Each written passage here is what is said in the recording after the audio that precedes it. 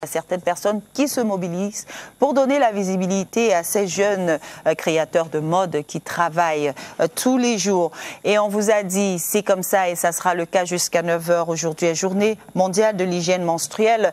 Et on nous fait comprendre que la santé menstruelle est une question de droit humain, pas seulement de santé. Chacune d'entre nous a le droit ou la possibilité de s'occuper correctement de son corps pendant les règles. C'est une liberté fondamentale. Donc, en troisième partie, nous aurons le plaisir d'avoir une présidente d'association, elle qui milite depuis beaucoup d'années pour que les filles, pour qu'on n'ait plus cette précarité quand on parle de l'hygiène menstruelle.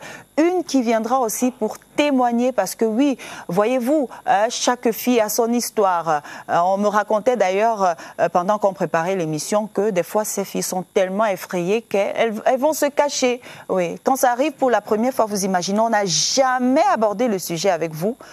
Et que la petite fille, et qu'elle aille par exemple aux toilettes et puis qu'elle découvre du sang, vous savez déjà le sang ça fait peur, et qui sort d'où? Donc vous imaginez, elle est paniquée. Bon, on se pose la question ce matin, chers parents, chers téléspectateurs, vous qui nous regardez, à votre avis, à quel âge est-ce qu'on doit ou on peut commencer à aborder la thématique? Et tenez-vous tranquille, il n'y a pas l'âge fixe déjà. Vous savez, avec certaines filles, c'est un peu plus tôt, d'autres un peu plus tard. Donc c'est compliqué.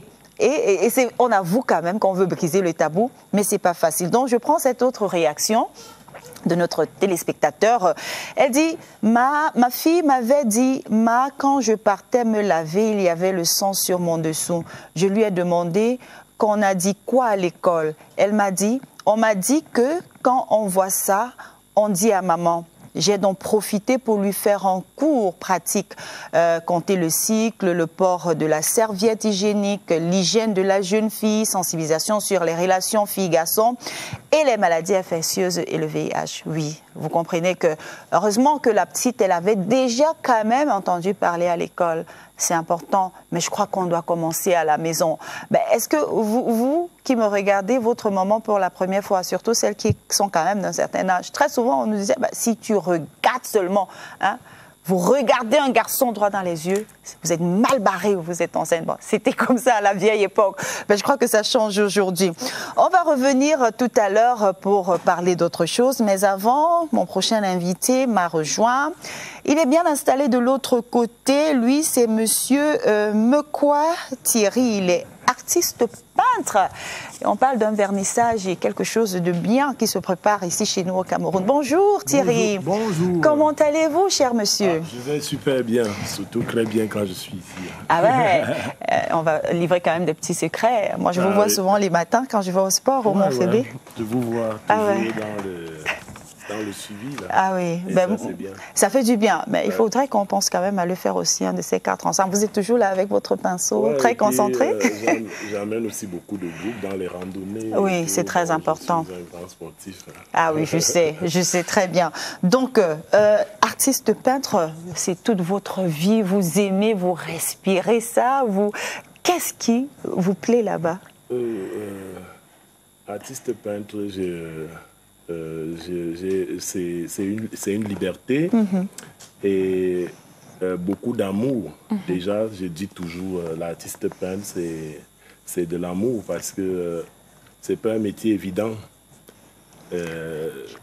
Quand on est artiste peintre, on doit l'aimer. Si on ne l'aime pas, au bout de quelques temps, on va laisser. Donc, c'est une passion. C'est pas l'argent, mais il faut demeurer là et le meilleur reste à venir. Depuis combien d'années déjà, Thierry?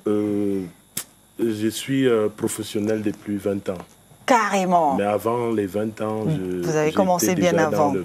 D'accord. Donc ce matin, si vous venez, c'est pour nous annoncer une exhibition ou encore un vernissage intitulé Spirituality and Society. Yeah. Wow. Bon. C'est fort là. Oui, c'est fort. C'est profond, it's deep, comme on dit en anglais. Ouais, Spirituality and Society. Okay. Qu'est-ce qu'on doit comprendre? Bon, on doit comprendre aujourd'hui, il y a un déséquilibre dans nos sociétés. Pourquoi? Parce qu'on se délie de nos traditions, on se délie de nos origines. Et moi, dans ce thème, je veux amener les gens à épouser la chose. Ça veut dire quoi?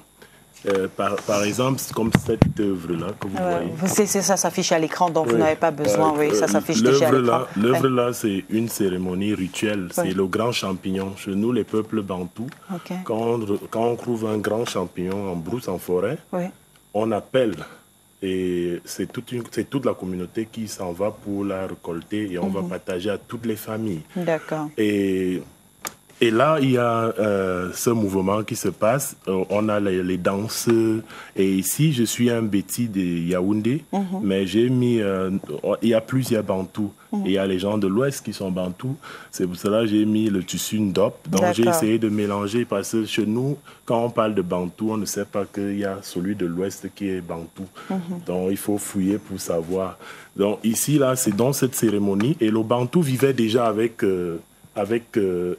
il vivait seul auparavant. Maintenant, il y a plusieurs communautés qui se sont mélangées. Ce n'est plus le Yaoundé des Bétis. Il y a un brassage. Il y a un brassage. Donc, ici, on peut apercevoir sur ce tableau, il y a des éléments, il y a une porte, il y a des personnes qui viennent.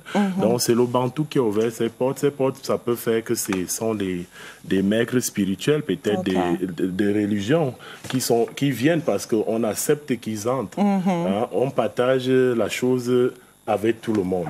Et j'aimerais que le Bantou reste dans cette éthique de toujours partager avec tout le monde. Et ceux qui partagent avec lui ne doivent pas piétiner sa tradition. Ils doivent l'accepter parce qu'il peut paraître même très petit. Mais dans ce petit, il faut que tout le monde donne la place à tout un chacun. Et c'est ça qui m'anime. Et j'ai d'autres tableaux que vous allez voir. Oui, on va découvrir tout cela. On ne peut pas tout expliquer là. Vous allez découvrir tout cela.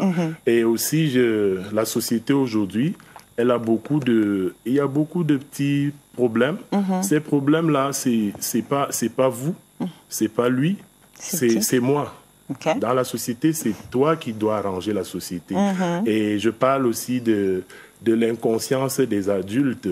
Parce qu'aujourd'hui, l'inconscience des adultes est la plus grave. On savait que c'est l'enfant qui peut faire certaines choses, certaines bêtises. Mais aujourd'hui, avec tout ce qu'on entend là, les grammes et tout, et j'ai mentionné, j'ai fait une œuvre pour immortaliser le jeune Matisse. Et cette œuvre-là, le thème, c'est l'inconscience des adultes. Ça fait c'est important d'en parler, de souligner aussi cette inconscience des adultes. Et voilà, donc on pense fortement aussi au jeune Matisse, vous l'avez dit. Vous avez regardé certainement le journal hier sur la CRTV. Et voilà, on est quand même, on va dire que oui, la justice camerounaise travaille. Et puis voilà, c'est vrai, ce petit bout de chou ne va pas revenir, mais beaucoup de courage quand même à toute sa famille. C'est très important. Donc, pour revenir à ce qui nous concerne, ça sera quand, la date et à quelle heure? Ça sera le 6 juin à partir de 15h au Musée national. D'accord. Oui. Je vous invite tous les Camerounais. J'invite tous les Camerounais. D'accord. Tel que je vous ai toujours dit, vous pouvez faire une exposition d'art parce que souvent les gens font l'exposition d'art, on le connaît. Il y a un public qui vient. Mais moi, ce qui m'anime, c'est d'organiser et ceux qui ont la grâce, c'est ouvert pour tout le monde. Ceux qui ont la grâce, ce jour, le musée, il est gratuit parce qu'au musée, on paye l'entrée pour entrer voir les éléments. Mais c'est gratuit. Bon, on a retenu. Merci. Je suis obligée de vous couper. Monsieur Mekwa Thierry, vous êtes artiste peintre et c'était pour, comme ça, annoncer ce vernissage ou cette exhibition Spirituality in Society le 6 juin prochain au Musée national, ici même à Yaoundé, à partir de 15h. Est-ce que moi je retiens de tout ce que vous avez dit, c'est le vivre ensemble et ça passe par la tolérance, c'est très important. Avant de prendre congé de vous, rapidement, tout le monde va se prêter au jeu aujourd'hui. On doit briser le tabou. Journée mondiale pour l'hygiène menstruelle. À votre avis, à quel âge est-ce qu'on peut commencer à aborder la thématique avec les enfants? Bon, vous avez souligné là-bas que il y a d'autres qui se développent vite et d'autres qui viennent tard. Ça veut dire que le parent doit être observateur, il doit regarder ses enfants et être observateur, rien ne nous échappe. On va tout voir et on peut voir aussi même ce qui concerne les enfants, parce que moi, je suis un éducateur. D'accord. Il y a des enfants, les parents au quartier, ils aiment trop les enfants jusqu'à les laisser aller dans